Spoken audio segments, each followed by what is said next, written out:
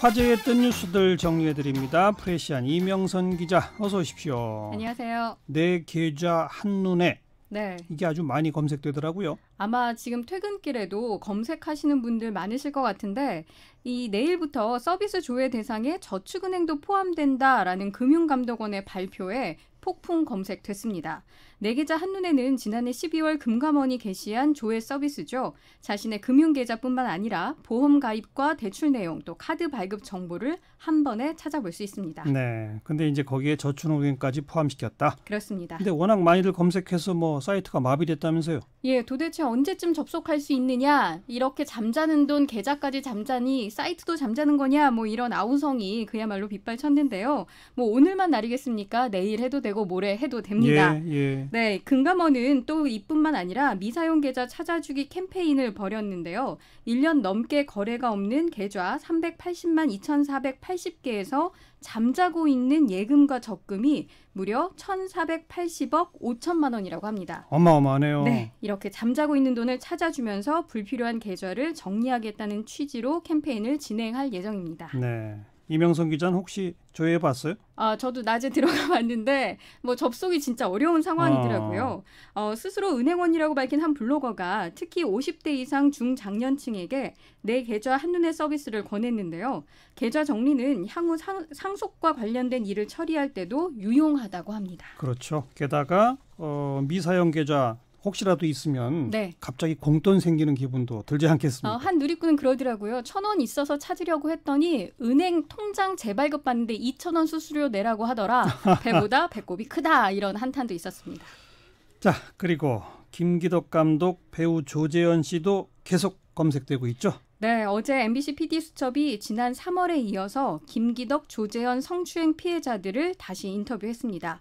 김기덕 감독의 경우 다짜고짜 반바지나 스커트에 손을 넣으려 했다던가 남자친구처럼 생각하라며 강제로 입맞춤을 하려고 했다 등의 폭로가 쏟아져 나왔는데요. 이 김기덕 감독의 성추행이 장소와 때를 가리지 않고 벌어졌다는 얘기입니다.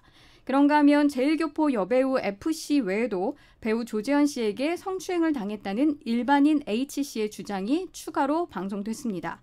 H씨는 2007년 강남의 한 가라오케 화장실에서 조재현 씨에게 성추행 당했다고 밝혔습니다. 네, 김기덕 감독, 조재현 씨 쪽 혹시 입장 밝힌 게 있나요? PD수첩에 따르면요. 김기덕 감독에게 이메일로 인터뷰를 요청했다고 합니다. 그러나 본인이 거절했다고 하고요. 조재현 씨 측 변호인이 사실은 아니다 라면서 관련 사실을 모두 부인한 모습이 방송을 탔습니다. 앞서 김기덕 감독은 PD수첩을 상대로 방송금지 가처분 소송을 냈지만 기각됐습니다. 네, 이게 다 지금 또 법정에 가 있는 상태죠? 그렇습니다. 예, 김기덕 감독은 자기는 그런 적 없다고 이렇게 고발을 하는 상태고요. 네. 그리고 오늘의 뜬 뉴스는요. 제주 비자림로에서 수십 년 된 삼나무가 무참히 잘려나가 환경 파괴 논란이 일고 있다는 뉴스가 떴습니다. 예. 제주 비자림로는 2002년 국토부가 추진한 전국에서 가장 아름다운 길에 선정돼 대통령상을 수상한 곳인데요. 아마 많은 분들이 사진 보셨을 거예요. 저도 봤어요. 네, 아름드리 나무가 그야말로 벌목 그냥 잘려서 길가에 버려져 있었습니다. 지금 비자림로는 왕복 2차선이라고 합니다. 그런데 이를 4차선으로 넓히는 확장 포장 공사가 추진되면서 지난 2일부터 삼나무가 벌목되고 있는 건데요. 하루에만 100그루가 잘려나가고 있고 앞으로 베어내야 하는 나무만 2,400여 그루라고 합니다. 네. 이 제주도는 비자림로 확장 사업이 주민들의 수건 사업이라면서 2015년에 소규모 환경 영향 평가를 받았다고 전했습니다. 그러면서 공사 구간 사유지 중 3분의 2에 대한 보상 협의도 끝냈다고 밝혔는데요. 원희룡 제주지사는 지난 4월 비자림로를 국토교통부 제4차 국지로 도로건설 계획에 반영한다고 말했습니다. 환경단체들은 강하게 반발하겠네요. 그렇습니다. 환경단체는 이 비자림로가 국토부의 아름다운 길에 선정됐을 때 천혜의 자연 경관이 잘 보존됐고 환경과의 조화, 편리성 등에서 좋은 점수를 받은 곳이라며 자연미를 극대화한 도로지만 제주도는 탁상 행정으로 일관하고 있다고 비판했습니다. 한 누리꾼은 제주지사님 거기는 도시가 아니어라 신비로움을 보러 가는 길을 뻥뻥 뚫린 평범한 길로 바꿔버리면 어짜요라고 말하기도 했고요. 또 눈에 띈 댓글로는 몇 개라? 라는 말이 있었습니다. 이 몇 개라는 제주 방언으로 아이고 어머나와 같은 뜻의 감탄사입니다. 참 안타깝네요. 네. 다음 뉴스는요. 일본 도쿄 의과대학이 2006년부터 남성 수험생에게 많게는 10점까지 점수를 추가하고 여성 수험생에게는 가점을 하지 않거나 감점하는 식으로 여성 합격자 수를 억제한 사실이 드러났습니다. 그래요? 네. 여성은 결혼과 출산 등으로 장기간 근무가 어렵기 때문에 남성 합격이 일본 의료를 위한 것이라는 황당한 주장까지 펼치고 있는데요. 아주 노골적인 성차별 이렇게 해도 되는 거예요? 그러게 말입니다. 그래서 일본 문무과학성이 긴급 조사에 들어간 상태입니다. 실제 의과대학과 의학계는 전형적인 남성 우위 체제인데요. 2017년 일본 문무과학성 조사에 따르면 전국 의대 합격률은 남성 6.6%로 여자 5.9%보다 높았습니다. 2014년 후생노동성 조사 결과를 보면 여의사 비율이 전체의 20.4%로 경제협력기구 가운데 꼴찌입니다.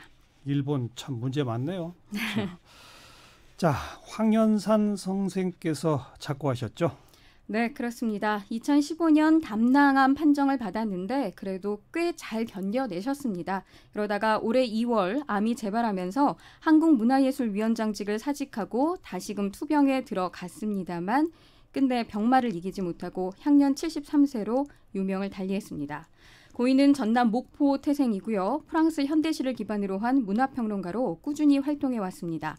한국번역비평학회 초대 회장을 맡았을 정도로 번역 활동도 활발히 했는데 생텍쥐베리의 어린 왕자가 대표적입니다. 또 신문 칼럼이나 에세이 이런 게 또 참 글이 좋으셨는데요. 그렇습니다. 황현산의 밤이 선생이다라는 칼럼 제목 기억하시는 분들 많으실 텐데요. 예. 같은 이름으로 2013년에 산문집으로 출간되기도 했습니다. 최근 투병하면서도 사소한 부탁이라는 제목의 산문집을 냈습니다. 황현산의 밤이 선생이다라는 글 중에서 2년 전 거긴 하지만 대한민국과 헬조선이라는 제목의 칼럼 일부를 소개할까 합니다. 2012년 대한민국과 2015년 헬조선 사이에 어떤 일이 있었을까라는 의문을 던지면서 이렇게 말합니다. 사람들은 가난하다는 이유만으로 자신이 사는 세계를 지옥이라고 부르지 않는다. 지옥은 진정한 토론이 없기에 희망을 품을 수 없는 곳이다. 네. 그 지옥에서 벗어나게 해야 한다. 헬조선은 적어도 이 지옥이 자각된 곳이다. 참, 고인의 명복을 빕니다. 수고하셨어요. 감사합니다. 이명선 기자였고요. 7시 5분 2부에 다시 옵니다.